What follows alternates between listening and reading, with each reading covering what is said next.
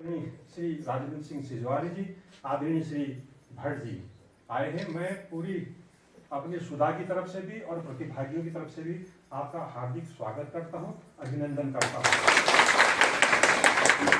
बड़े खुशी का अवसर है कि आज शक्ति स्वरूपा अष्टमी भी है और आप लोग तो सब हमारे लिए शक्ति स्वरूपा ही हो।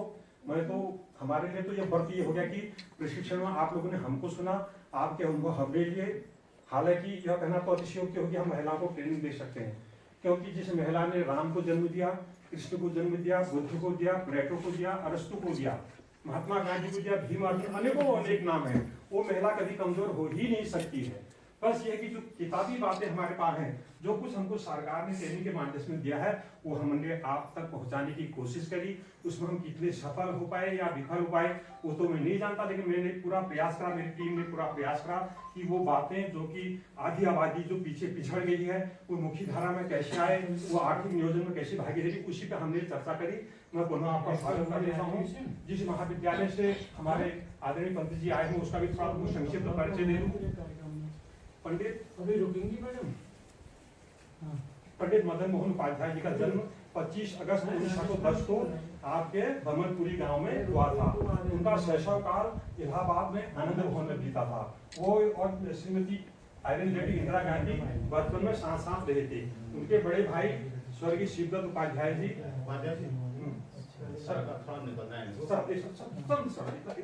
हमारी डायरेक्टर एजुकेशन जी सर, बस सत्तर शब्दों में समाप्त कर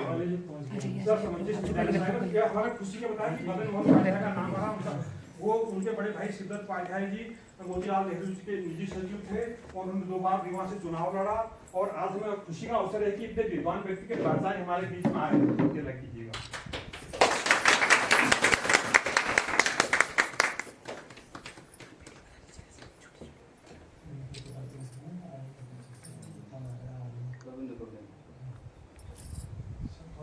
तो लेके थोड़ा सा नहीं, कुछ नहीं, बिल्कुल नहीं। तो ब्रश का दूसरा तो करा दो। नहीं, मैं सब कुछ नहीं लगा। हाँ, सर आप लोग कराइए।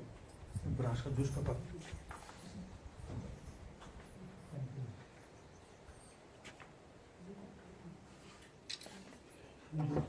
हाँ सर को वहाँ पे बैठ जाता कोई बात। जी सर को आमंत्रित। जी सर। अब मैं बहुत विनम्रता और शालीनता से हमारे आचार्य प्राचार्य जी श्री पंत जी से अनुरोध करता हूँ कि अपने अनुभव थोड़ा सा 80 वचन के रूप में वो आपको संबोधित करेंगे।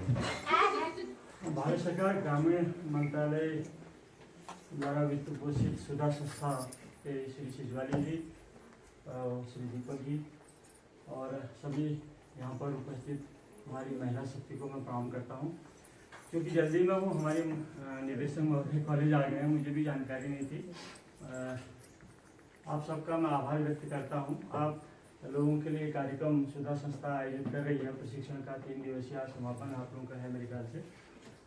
आप लोगों को इस संबंध में जानकारी दी जा रही होगी कि महिलाओं को हम कैसे आगे बढ़ाएं, उनको नीति निर्धारण में कैसे हम शामिल करें और जेंडर बजटिंग के बारे में आपको बताया होगा। यहाँ पर संचालक हैं इस केंद्र के।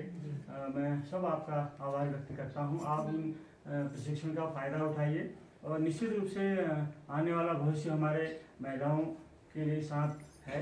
हमारी आधी जो आबादी है वो महिलाओं की है और शिक्षण में भी हमारी महिलाएं, हमारे कॉलेज में भी 66% छात्राएं अध्ययनरत हैं।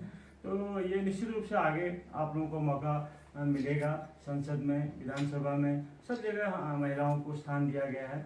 आजकल लोकसभा आयोग में भी उत्तराखंड की महिलाओं को स्थान दिया जा रहा है। उनके लिए 30% आरक्षित किए गए हैं पद। तो इसका बाकी ग्रामीण अंचलों में जो भी सुविधाएं आप लोगों को जानकारी नहीं होती है, ग्रामीण क्षेत्रों में कि क्या योजनाएं चल रही हैं, उससे हमें क्या फ़ायदा है, मिल रही है नहीं मिल रही है, तो ये संस्था इस दिशा में कार्य कर रही है और आपको प्रशिक्षण भी दे रही है और इस संबंध में जागरूकता भी फैला रही है और इसका आपको फ़ायदा भी मिलेगा। और आप लोगों के बच्चे भी हमारे महाविद्यालय में पढ़ते होंगे दौराहाट में निश्चित रूप से।